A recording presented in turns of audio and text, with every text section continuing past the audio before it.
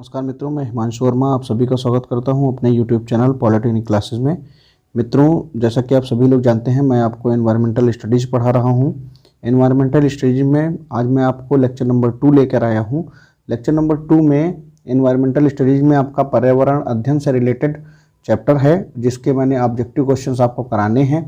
Objective questions से start करने से पहले मैं आपको एक बात कहना चाहूँगा, आप हमारे लेक्चर्स को शेयर कर कीजिए और जो जितने ज़्यादा बच्चे हो सकते हैं उनका जोड़ने का प्रयास कीजिए, क्योंकि यह टाइम एग्ज़ाम का है, जिस टाइम पे आपके बहुत ही जल्दी आपका डिसीजन हुआ है कि आपका ऑब्जेक्टिव पेपर होगा, MCQ टाइप में क्वेश्चन पेपर आएगा।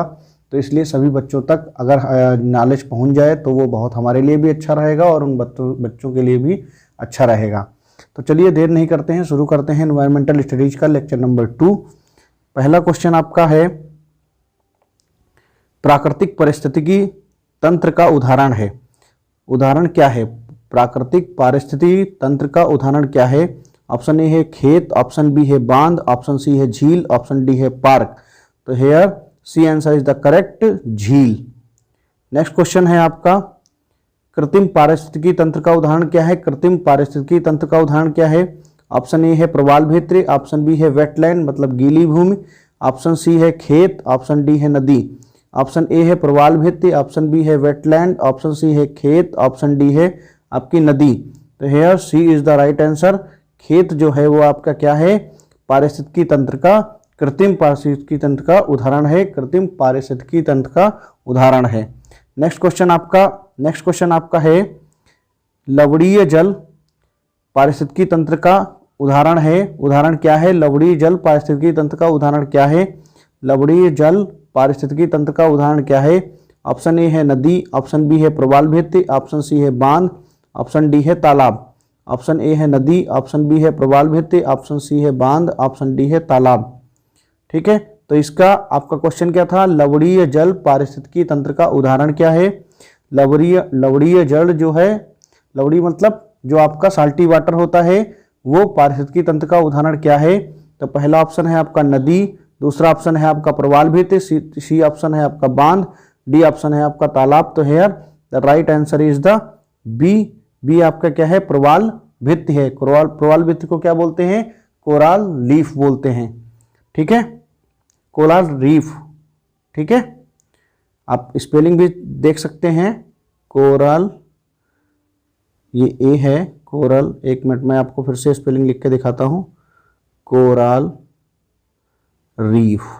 ठीक है, प्रवाल भित्ति सबसे बड़ी मूंगे की चट्टान आपके ऑस्ट्रेलिया में पाई जाती है। नेक्स्ट क्वेश्चन है, स्वच्छ जल पारिस्थितिकी तंत्र का उदाहरण है। उदाहरण क्या है? स्वच्छ जल पारिस्थितिकी तंत्र का उदाहरण क्या है? ऑप्शन ए है समुद्र तट, ऑप्शन बी है खाड़ी, ऑप्शन सी है एस्चुरी, ऑप्शन डी है तालाब। तो इस बार ऑप्शन डी आंसर जो है आपका सही है। एस्चुरी क्या होते हैं वो मैं आपको बता देता हूँ। देखिए, बहुत सारी नदियाँ जो हैं वो आपकी जब अपने मुहाने से गिरती हैं तो डेल्टा बनाती हैं, लेकिन मान लीजिए जब नदी की स्पीड बहुत ज़्यादा हो तो वो डेल्टा का निर्माण नहीं करती है। मान लीजिए नर्मदा नदी है, नर्मदा नदी डेल्टा नहीं बनाती, एस्चुरी बनाती है। तो नर्मदा नदी क्यों डेल्टा नहीं बनाती? क्योंकि वो जब अपना बहाव ख़त्म कर रही होती है, एंड पर समुद्र में पानी गिरा रही होती है, उस टाइम उसकी इतनी स्पीड होती है कि वो मिट्टी को बहाकर ले जाने में सक्षम होती है, तो इसलिए डेल्टा का निर्माण नहीं कर पाती है। अगर डेल्टा का निर्माण नहीं कर पाती तो नदी का पानी और समुद्र का पानी दोनों आपस में टकराते हैं, और यहाँ पर किसका निर्माण होता है? जिस संरचना का निर्माण होता है उसको हम एस्चुरी बोलते हैं। ठीक है, तो स्वच्छ जल पारिस्थितिकी तंत्र का उदाहरण है समुद्र तट, खाड़ी, एस्चुरी, तालाब। तो आपका तालाब जो है वो स्वच्छ जल पारिस्थितिकी तंत्र का उदाहरण है। नेक्स्ट क्वेश्चन है, पारिस्थितिकी तंत्र के जैविक अजैविक घटकों को कौन जोड़ते हैं? पारिस्थितिकी तंत्र के जैविक व अजैविक घटकों को कौन जोड़ते हैं? ऑप्शन ए है आपका उत्पादक, ऑप्शन बी है कार्बनिक पदार्थ, ऑप्शन सी है अकार्बनिक पदार्थ, ऑप्शन डी है उपभोक्ता। ऑप्शन ए है उत्पादक, ऑप्शन बी है आपका कार्बनिक पदार्थ, ऑप्शन सी है आपका अकार्बनिक पदार्थ, ऑप्शन डी है आपका उपभोक्ता। तो here C answer is the right, अकार्बनिक पदार्थ। नेक्स्ट क्वेश्चन आपका है, एक पारिस्थितिकी तंत्र में उत्पादकों एवं उपभोक्ताओं की संख्या कौन निश्चित करते हैं? एक पारिस्थितिकी तंत्र में उत्पादक एवं उपभोक्ताओं की उपभोक्ताओं की संख्या को कौन निश्चित करता है, कौन कंट्रोल करता है? तो ऑप्शन ए है आपका जलवायु संबंधी कारक, ऑप्शन बी है धरातलीय कारक, ऑप्शन सी है जैविक कारक, ऑप्शन डी है मृदा कारक। ऑप्शन ए है आपका जलवायु संबंधी कारक, ऑप्शन बी है धरातलीय कारक, ऑप्शन सी है जैविक कारक, ऑप्शन डी है आपका मृदा कारक। तो क्वेश्चन क्या था, एक बार फिर से रिपीट करते हैं। एक पारिस्थितिकी तंत्र में उत्पादकों एवं उपभोक्ताओं की संख्या को कौन निश्चित करता है? तो इसका A option is the correct answer है। क्या? जलवायु संबंधी कारक जो हैं वो पारिस्थितिकी तंत्र में उत्पादकताओं और उपभोक्ता मतलब प्रोड्यूसर एंड कंज्यूमर्स, इनकी संख्या को, इनके नंबर्स को क्या करते हैं? निश्चित करते हैं। नेक्स्ट क्वेश्चन आपका है, पारिस्थितिकी तंत्र के पादपों एवं प्राणियों के पारस्परिक संबंधों का आधार क्या है, बेस क्या है, उनके आपस के रिलेशन का बेस क्या है? ऑप्शन ए है उत्पादक, ऑप्शन बी है पोषण संबंध, ऑप्शन सी है ऊर्जा प्रवाह, ऑप्शन डी है आपका घटक।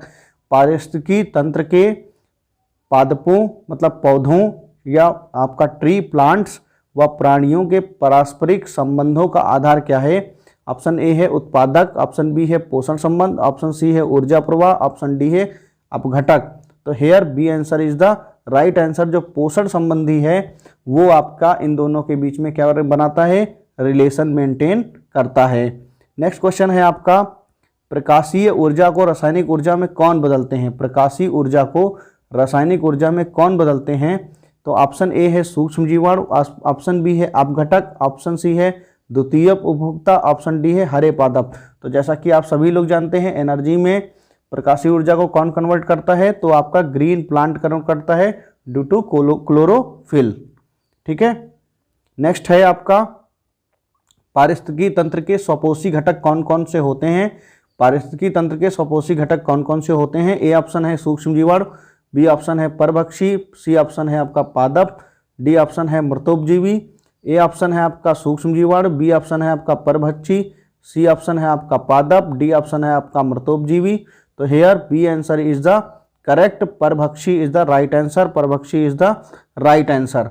नेक्स्ट है आपका, हरे पौधों में पारिस्थितिकी में क्या कहते हैं? हरे पौधों को पारिस्थितिकी में क्या कहते हैं? हरे पौधों को पारिस्थितिकी में क्या कहते हैं? तो आपका पारिस्थितिकी आपको इंग्लिश क्या होती है? आपकी इकोसिस्टम। ठीक है, तो आप पारिस्थितिकी बोलें या इकोसिस्टम बोलें। ठीक है। नेक्स्ट पहला ऑप्शन है आपका संप्रेषक, दूसरा ऑप्शन है आपका उत्पादक, सी ऑप्शन है आपका उपभोक्ता, डी ऑप्शन है आपका परावर्तक। तो आपका जो हरे पौधों को आपका इकोसिस्टम में क्या बोला जाता है? ए ऑप्शन है आपका संप्रेषक, बी ऑप्शन है आपका उत्पादक, सी ऑप्शन है आपका उपभोक्ता, डी ऑप्शन है आपका परावर्तक। तो हेयर हरे पौधों को क्या बोला जाता है? उत्पादक बोला जाता है, इको। नेक्स्ट क्वेश्चन आपका है, विश्व का सबसे प्रसिद्ध कीटनाशक कौन सा है? ए ऑप्शन है आपका डीडीटी, बी ऑप्शन है आपका बीएचसी, सी ऑप्शन है आपका फ्लिट, डी ऑप्शन है आपका बेगॉन। ए ऑप्शन है आपका डीडीटी, बी ऑप्शन है आपका बीएचसी, सी ऑप्शन है आपका फ्लिट, डी ऑप्शन है आपका बेगॉन।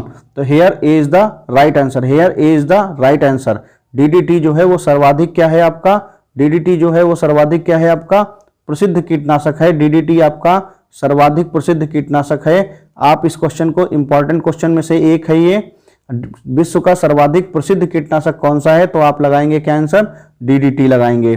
नेक्स्ट क्वेश्चन है आपका, मरुस्थलीय भवन डिसर्टिफिकेशन किससे होता है? वनों को उखाड़ने, डिफॉरेस्टेशन के कारण, वनों को उखाड़ने डिफॉरेस्टेशन के कारण, जल की वजह से होने वाले मृदा अपरदन के कारण, वायु की वजह से होने वाले मृदा अपरदन के कारण, बहुत उच्च तापमान एवं कम वर्षा के कारण। तो here D option is the right answer. D option आपका क्या होगा? बहुत उच्च तापमान एवं कम वर्षा के कारण। नेक्स्ट है, शाकाहारी जो प्राणी होते हैं वो क्या कहलाते हैं? शाकाहारी प्राणी होते हैं, जीव जंतु होते हैं, वो क्या कहलाते हैं? ए ऑप्शन है आपका उत्पादक, बी ऑप्शन है आपका प्राथमिक उपभोक्ता, सी ऑप्शन है आपका द्वितीयक उपभोक्ता, डी ऑप्शन है आपका तृतीयक उपभोक्ता। ठीक है। ए ऑप्शन है आपका कंज्यूमर, प्रोड्यूसर, ए ऑप्शन है आपका प्रोड्यूसर, बी ऑप्शन है आपका प्राइमरी कंज्यूमर, सी ऑप्शन है आपका सेकेंडरी कंज्यूमर, डी ऑप्शन है आपका टर्सरी कंज्यूमर। तो here B option is the right answer, here B option is the right answer, here B option is the right answer. क्या होगा आपका? शाकाहारी प्राणी क्या कहलाते हैं? वो आपके कहलाते हैं आपके प्राथमिक उपभोक्ता कहलाते हैं। नेक्स्ट क्वेश्चन है आपका, कुत्ता किस वर्ग में आता है? नेक्स्ट क्वेश्चन है आपका, कुत्ता किस वर्ग में आता है? तो ए ऑप्शन है आपका प्राथमिक उपभोक्ता, बी ऑप्शन है आपका द्वितीयक उपभोक्ता, सी ऑप्शन है आपका तृतीयक उपभोक्ता, डी ऑप्शन है आपका उत्पादक। तो here B option is the right answer. द्वितीयक उपभोक्ता में क्या आता है? डॉग आता है। नेक्स्ट है आपका सर्वाहारी जंतु किस वर्ग में आते हैं? सर्वाहारी जंतु किस वर्ग में आते हैं? ए ऑप्शन है आपका उत्पादक, बी ऑप्शन है प्राथमिक उपभोक्ता, सी ऑप्शन है द्वितीयक उपभोक्ता, डी ऑप्शन है आपका तृतीयक उपभोक्ता। तो here C is the right answer. द्वितीय उपभोक्ता में आते हैं आपके सर्वाहारी जंतु, जो सब कुछ खाते हैं, मतलब वेज भी खाते हैं और आपका नॉन वेज भी, मतलब घास भी खाते हैं और मांस भी खाते हैं। वो किस में आते हैं? वो आपके द्वितीय उपभोक्ता में आते हैं, सेकेंडरी कंज्यूमर में आते हैं। नेक्स्ट है आपका तृतीयक उपभोक्ता। टर्सरी कंज्यूमर्स कौन से होते हैं? टर्सरी कंज्यूमर्स पूछा गया है आपका। पहला है आपका हाथी, बी ऑप्शन है गैंडा, सी ऑप्शन है शुतुरमुर्ग, डी ऑप्शन है बाज। तो आपका टर्सरी में क्या आएगा? आपका टर्सरी में आएगा D option is the right answer. बाज जो है वो किस में है? तृतीयक उपभोक्ता के अंतर्गत आता है। बाज किस में आता है? तृतीयक उपभोक्ता के अंतर्गत आता है। नेक्स्ट क्वेश्चन है आपका शेर किस वर्ग में सम्मिलित है? शेर किस वर्ग में सम्मिलित है? ए है आपका सर्वाहारी, बी है आपका उत्पादक, सी है आपका द्वितीयक उपभोक्ता, डी है आपका तृतीयक उपभोक्ता। ए ऑप्शन है आपका सर्वाहारी, बी ऑप्शन है आपका उत्पादक, सी ऑप्शन है द्वितीय उपभोक्ता, डी ऑप्शन है तृतीयक उपभोक्ता। तो here D answer is the right answer. तृतीयक उपभोक्ता जो है वो किस क्या है? शेर जो है तृतीयक उपभोक्ता में आता है। नेक्स्ट क्वेश्चन आपका है गिद्ध किस वर्ग में आता है? ए है आपका प्राथमिक उपभोक्ता, बी है आपका परजीवी, सी है आपका द्वितीयक उपभोक्ता, डी है आपका तृतीयक उपभोक्ता। ठीक है, तो हेयर गिद्ध किस वर्ग में आता है? गिद्ध जो है वो तृतीयक उपभोक्ता में आता है। गिद्ध किस में आता है? आपका तृतीयक उपभोक्ता में आता है। आपको अगर पूछा जाए गिद्ध किस वर्ग में आएगा तो आप तृतीयक उपभोक्ता लगाएंगे, टर्सरी कंज्यूमर लगाएंगे। नेक्स्ट क्वेश्चन आपका है जो केचुआ प्रकृति का सफाई कर्मी किसे कहा जाता है? तो ऑप्शन ए है आपका केचुआ, ऑप्शन बी है गिद्ध, ऑप्शन सी है शुतुरमुर्ग, ऑप्शन डी है बाज। प्रकृति का सफाई कर्मी किसे कहा जाता है? प्रकृति का सफाई कर्मी किसे कहा जाता है? तो ऑप्शन ए है आपका केचुआ, ऑप्शन बी है आपका गिद्ध, ऑप्शन सी है शुतुरमुर्ग, ऑप्शन डी है बाज। तो here B is the right answer. गिद्ध जो है वो क्या कहलाता है? प्रकृति का सफाई कर्मी कहलाता है। नेक्स्ट है आपका क्वेश्चन 20वां क्वेश्चन आपका है सम्मार्जक उपभोक्ता की श्रेणी में कौन सम्मिलित होते हैं? सम्मार्जक उपभोक्ता की श्रेणी में कौन सम्मिलित होते हैं? सम्मार्जक उपभोक्ता की श्रेणी में कौन सम्मिलित होते हैं? ए ऑप्शन है आपका दीमक, बी ऑप्शन है आपका मेढक, सी ऑप्शन है आपका छिपकली, डी ऑप्शन है आपका सांप। तो आपका सम्मार्जक उपभोक्ता में कौन सम्मिलित होते हैं? ए ऑप्शन है आपका दीमक, बी ऑप्शन है आपका मेढक फ्रॉग, सी ऑप्शन है आपका लिजार्ड, डी ऑप्शन है आपका स्नैक। तो आपका A option is the right answer. जो आपका टर्माइट है वो दीमक जो है वो किस में आएगा? जो टर्माइट है या दीमक जो है वो आपका किस में आएगा? आपका सम्मार्जक उपभोक्ता में आएगा। सम्मार्जक उपभोक्ता में क्या आएगा? दीमक आएगा। ठीक है, जब भी आपसे सम्मार्जक उपभोक्ता की बात करी जाए वो कौन से श्रेणी में कौन सम्मिलित है? तो आपका दीमक जो है सम्मार्जक में सम्मिलित है। एक बात मैं आपको यहाँ पर बता देता हूँ कि आपका ऐसे भी पूछा सकता है दीमक जो है वो किस उपभोक्ता की श्रेणी क्या है? दीमक उपभोक्ता की श्रेणी क्या है? तो आपको सम्मार्जक लगाना पड़ सकता है। नेक्स्ट है क्वेश्चन घुमा के भी आएंगे। हमने जो दिए हैं क्वेश्चन बस इसी तरीके से आएंगे। बस ये हो सकता है कि क्वेश्चन थोड़े से घूमे हुए आ जाएं, जैसे मैंने आंसर बताया तो उसको वो क्वेश्चन बना के भी पूछ सकता है। इसलिए आप लोग ध्यान लगाकर आप क्वेश्चंस को करिएगा। नेक्स्ट क्वेश्चन है अपघटक जीवों का उदाहरण कौन है? अपघटक जीवों का उदाहरण कौन है? ऑप्शन ए है शैवाल, ऑप्शन बी है आपका प्लांकटन, ऑप्शन सी है आपका कवक, ऑप्शन डी है मेढक। ऑप्शन ए है शैवाल, ऑप्शन बी है आपका प्लांकटन, ऑप्शन सी है कवक, ऑप्शन डी है मेढक। तो here C is the right answer. जो कवक है आपका वो किस में आएगा? अपघटक जीवों में आएगा। कवक जो है आपका किस में आएगा? अपघटक जीवों में आएगा। नेक्स्ट क्वेश्चन है बैक्टीरिया किस श्रेणी में सम्मिलित है? बैक्टीरिया किस श्रेणी में सम्मिलित है? ऑप्शन ए है उत्पादक, ऑप्शन बी है अपघटक, ऑप्शन सी है प्राथमिक उपभोक्ता, ऑप्शन डी है द्वितीयक उपभोक्ता। ऑप्शन ए है आपका उत्पादक, ऑप्शन बी है आपका अपघटक, ऑप्शन सी है प्राथमिक उपभोक्ता, ऑप्शन डी है द्वितीयक उपभोक्ता। तो here B is the right answer. अपघटक जो है वो आपका किस में आएगा? बैक्टीरिया की श्रेणी में आएगा। बैक्टीरिया किस श्रेणी में आएगा? वो अपघटक की श्रेणी में आएगा। बैक्टीरिया जो है वो किस श्रेणी में आएगा? आपके अपघटक की श्रेणी में आएगा। नेक्स्ट क्वेश्चन है आपका जैव भार में कौन सम्मिलित है? जैव भार में कौन सम्मिलित है? तो ऑप्शन ए है आपका उत्पादक, ऑप्शन बी है आपका उपभोक्ता, ऑप्शन सी है आपका अपघटक, ऑप्शन डी है आपका समस्त जीव। ऑप्शन ए है उत्पादक, ऑप्शन बी है उपभोक्ता, ऑप्शन सी है अपघटक, ऑप्शन डी है आपका समस्त जीव। तो here D is the right answer. जैव भार में समस्त जीव आएंगे, जैव भार में समस्त जीव आएंगे। नेक्स्ट क्वेश्चन है आपका पारिस्थितिकी तंत्र में, इकोसिस्टम में ऊर्जा का प्रमुख स्रोत क्या है? इकोसिस्टम में ऊर्जा का प्रमुख स्रोत क्या है? बहुत ही आसान क्वेश्चन है और इंपॉर्टेंट भी है। भूताप, सूर्य, ग्रीन हाउस गैसेस, चंद्रमा। भूताप, सूर्य, ग्रीन हाउस गैसेस, चंद्रमा। तो पारिस्थितिकी तंत्र में ऊर्जा का जो मुख्य सोर्स है, मेन सोर्स है, वो आपका क्या है? सन है, सूर्य है, सूरज है। ठीक है। नेक्स्ट क्वेश्चन है आपका 25, पारिस्थितिकी तंत्र में ऊर्जा का कौन होता है? पारिस्थितिकी तंत्र में ऊर्जा का कौन होता है? रूपांतरण होता है, निर्माण होता है। यहाँ पर ये लिख लीजिए, यहाँ पर ये करेक्शन कर लीजिए, पारिस्थितिकी तंत्र में ऊर्जा का क्या होता है। यहाँ कौन की जगह क्या कर लीजिए, हो सकता है टाइपिंग एरर हो जाती है।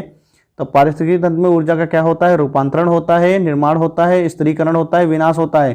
तो ऊर्जा कभी भी नष्ट नहीं होती है। ऊर्जा का क्या होता है? इस रूपांतरण होता है, एक रूप से दूसरे रूप में ऊर्जा जो है वो क्या होती है? चेंज होती है। ठीक है, ये भी बहुत ही आसान क्वेश्चन था। नेक्स्ट क्वेश्चन है 26, पारिस्थितिकी तंत्र में ऊर्जा का ह्रास किससे होता है? पारिस्थितिकी तंत्र में ऊर्जा का ह्रास किससे होता है? तो ऑप्शन ए है स्थिरीकरण से, ऑप्शन बी है प्रदूषण से, ऑप्शन सी है रूपांतरण से, ऑप्शन डी है नवीनीकरण से। तो आप जानते हैं ऊर्जा का क्या होता है? रूपांतरण होता है। तो जो लॉस होगा थोड़ा बहुत वो किससे होगा? रूपांतरण से होगा, क्योंकि एक सोर्स से जाने में दूसरे सोर्स से जाने में फुल ट्रांसफॉर्मेशन नहीं हो पाता, फुल चेंजिंग उसकी नहीं हो पाती, इसलिए उसको हम लॉस के अंदर कंसीडर करते हैं। वैसे वो पुरानी ऊर्जा कुछ पोर्शन उसी में रह जाती है।